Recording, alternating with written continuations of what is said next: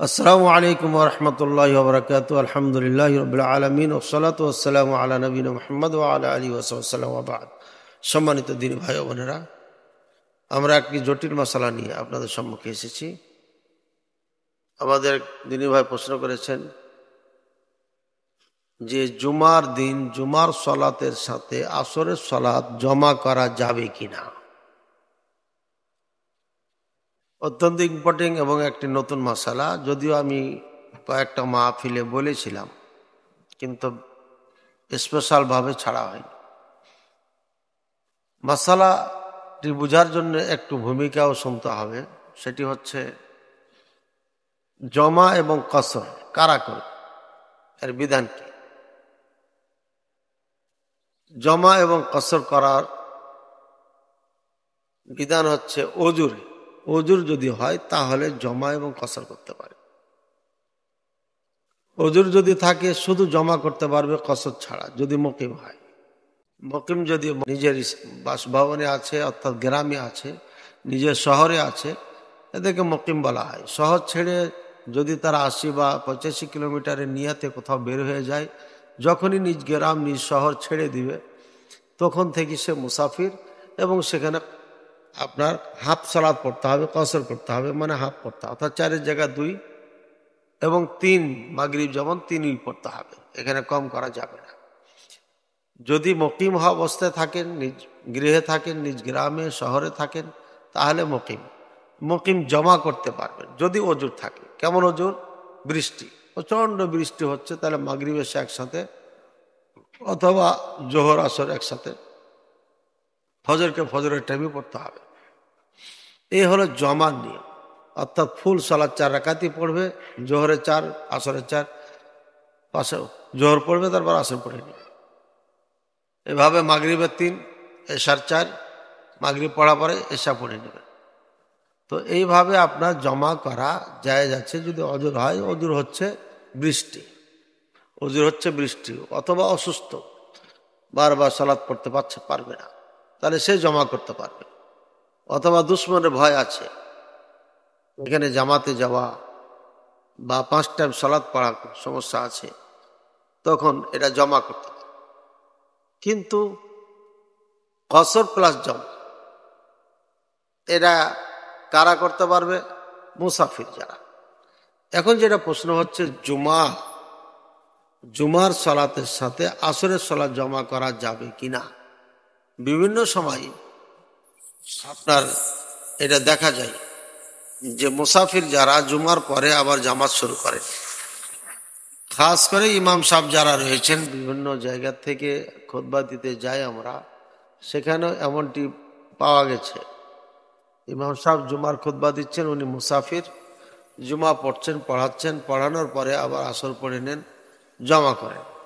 এই মাসালার ব্যাপারে ওলামায়ে কেরাম এবং কোরআন সুন্নাহ কি বলছেন দেখেন। কোরআন সুন্নাহ খুঁজে পাওয়া যায় না জুমার সাথে কখনো রাসূলুল্লাহ সাল্লাল্লাহু আলাইহি ওয়াসাল্লাম জমা করেছেন বা করতে বলেছেন।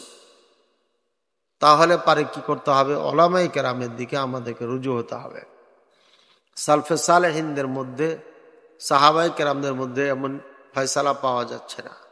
ওলামায়ে কেরামদের মাঝে আপনার এই ফয়সালা পাওয়া গেছে। প্রথম নম্বর, ইমাম মালিক রাহিমাহুল্লাহ এবং তার মাযহাবের ওলামায়ে কেরাম এই ব্যাপারে কোনো মতামত দেন নাই, নির্দিষ্ট কোনো সঠিক কথা সমাধান তাদের থেকে নাই। দ্বিতীয় নম্বর হচ্ছে, হানাফি মাযহাবে আপনার জমা করার অনুমতি নাই, কসর করার অনুমতি নাই। সফর অবস্থা তো নাই, কোথাও নাই, শুধুমাত্র হজের ক্ষেত্রে আরাফাতে জোহর আসর একসাথে, আর মুজদালাফাতে মাগরিব এশা একসাথে। এই 2টি ছাড়া তাদের নিকটে আপনার কসর করা, জমা করা অনুমতি নেই। গেল মালিকি আর হানাফি। এরপরে আছে ইমাম শাফি রাহিমাহুল্লাহ। ইমাম শাফি বা শাফি মাযহাবে এটা জায়েজ বলে ফতোয়া দিয়েছেন যে হ্যাঁ, জুমার সাথে আসরকে জমা করে পড়া যাবে। কেন? এই জন্যই যে জুমা জোহরের পরিবর্তে হয়েছে, সুতরাং জোহরের পরিবর্তনে বা বদলাই বা স্থানে যেহেতু জুমা, কাজী জুমার সাথে আপনার আসরকে জমা করা যায়। ইমাম শাফি রাহিমাহুল্লাহ এই যুক্তি দিয়ে দলিল ছাড়া এটা উনি মত দিয়েছেন। চতুর্থ কওল হচ্ছে হানাবিলা, অর্থাৎ ইমাম আহমদ রাহিমাহুল্লাহ মাযহাব, যেটা হানাবিলা নামে পরিচিত আছে। তাদের মত হচ্ছে জুমার সাথে আসর জমা করা অনুমতি নাই বা জায়েজ নেই। একই প্রশ্ন ইবনে বাজ রাহিমাহুল্লাহকে করা হয়েছে, তিনিও বলেছেন জায়েজ নাই। একই প্রশ্ন করা হয়েছে ইবনে উসাইমিন রাহিমাহুল্লাহকে, তিনিও বলেছেন জায়েজ নাই। এখন কেউ যদি এমন করে যে আমি তো মুসাফির, আমার উপর জুমা ফরজ নাই, সুতরাং জুমার নিয়াত না করে আমি জোহরের নিয়াতে ইমামের পিছনে ইক্তেদা করব, ইমাম সাহেব 2 রাকাত পড়ে জুমা কমপ্লিট করবে, আমি উঠে আরো 2 রাকাত বা 2 রাকাত, তো আমার নামাজ সালাত, সুতরাং আমি 2 রাকাত কসর করব জোহরের নিয়াতে, তাহলে জমা করতে পারবো কিনা? মাসালা হচ্ছে মুকিম ইমামের পিছনে যখন জুমা আপনি সালাত আদায় করবেন, বা যে কোনো ইমামের পিছনে যখন জুমার সালাত আদায় করবেন, তখন জুমাই নিয়াত করতে হবে।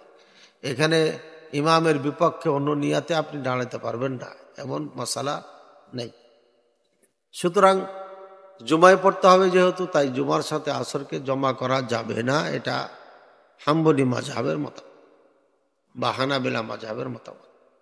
কেন যাবে না? এই জন্য যে রাসূলুল্লাহ সাল্লাল্লাহু আলাইহি ওয়াসাল্লাম বা কোরআনে কোথাও এটা নাই, রাসূলুল্লাহ সাল্লাল্লাহু আলাইহি ওয়াসাল্লাম এটা কখনো করেন নাই, এবং সাহাবায়ে কেরামও করেন নাই, এবং তাবেঈনে কেরামও এই কাজ করেন নাই। যার কারণে জুমার সাথে আপনার জমা করা যাবে না আসরকে। কেননা রাসূলুল্লাহ সাল্লাল্লাহু আলাইহি ওয়াসাল্লাম সালাতুল যোহরকে বলেছেন জোহরের সাথে আসরকে জমা করা যাবে, এবং রাসূলুল্লাহ সাল্লাল্লাহু আলাইহি ওয়াসাল্লাম জীবদ্দশায় করেছেন, সাহাবায়ে কেরাম করেছেন। পক্ষান্তরে রাসূলুল্লাহ সাল্লাল্লাহু আলাইহি ওয়াসাল্লাম জুমার সাথে আসরকে জমা করেন নাই বা করতে বলেন নাই। যেহেতু কোনো দলিল পাওয়া যাচ্ছে না, তাই জুমার সাথে আসরকে জমা করা যাবে না। এটি হাম্বলি মাযহাবের মাসালা। কেননা আল্লাহ তাআলা বলেছেন ইন্নাস সালাতা কানাত লিল মুমিনিনা কিতাবাম মাওকুতা, নিশ্চয় সালাতের জন্য নির্দিষ্ট একটা টাইম রয়েছে মুমিনদের জন্য, সুতরাং মুমিন টাইমই পড়বে।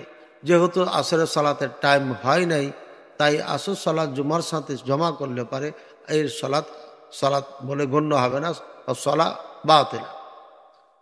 এভাবে আপনার আইম্মায়ে কেরাম ফতোয়া দিয়েছেন, ইবনে বাজ রাহিমাহুল্লাহ, ইবনে উসাইমিন রাহিমাহুল্লাহ এবং হানাবিলা মাযহাব থেকে।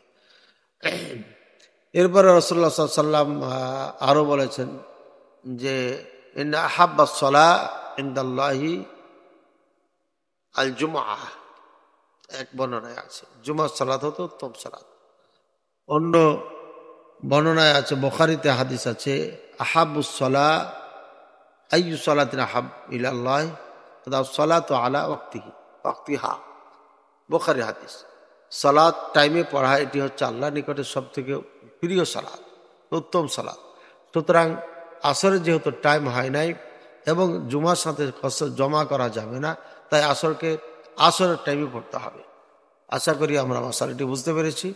এবং আমি যেটা মনে করি, যেহেতু ইমাম মালিক রাহিমাহুল্লাহ থেকে কোনো মতামত পাওয়া যাচ্ছে না, হানাফি মাযহাবে তো জমা কসর নাই, জমাও নাই, 2 স্থান ছাড়া। ইমাম শাফি রাহিমাহুল্লাহ জায়েজ বলেছেন, হানাবিলা মাযহাবে জায়েজ বলেছেন, না জায়েজ বলেছেন, অর্থাৎ জায়েজ নাই বলেছেন। সুতরাং ইমাম শাফি রাহিমাহুল্লাহর কথাকে অগ্রাধিকার দিব, নাকি হাম্বলি মাযহাবের কথাকে অগ্রাধিকার দিব? দলিলের আলোকে যেটা পাই, ইমাম শাফি রাহিমাহুল্লাহ যেহেতু কোনো দলিল দিতে পারেন না, যুক্তি পেশ করেছেন, তাই দলিলের দিক দিয়ে হাম্বলি মাযহাবকে অগ্রাধিকার দেওয়াই উত্তম মনে করছি। তাই দলিলের দিক দিয়ে আমিও মনে করছি যে এটার উপরেই আমল করা আমাদের উচিত বা কর্তব্য বা দায়িত্ব। আশা করি ক্লিয়ার হয়েছে, বুঝতে পেরেছি। আল্লাহ তাআলা আমাদেরকে যেন সঠিকভাবে আমল করার তৌফিক দান করেন। আল্লাহ তাআলা আমাদের আমলকে যেন কবুল করেন। আল্লাহ তাআলা যেন আমাদেরকে ভালো রাখেন, সুস্থ রাখেন, নিরাপদে রাখেন। এই যে আল্লাহর কাছে সব কিছু সার্বিক মঙ্গলের জন্য দোয়া করছি এবং আপনাদের জন্য সার্বিক মঙ্গল কামনা করে আজকে বিদায় নিচ্ছি। আসসালামু আলাইকুম।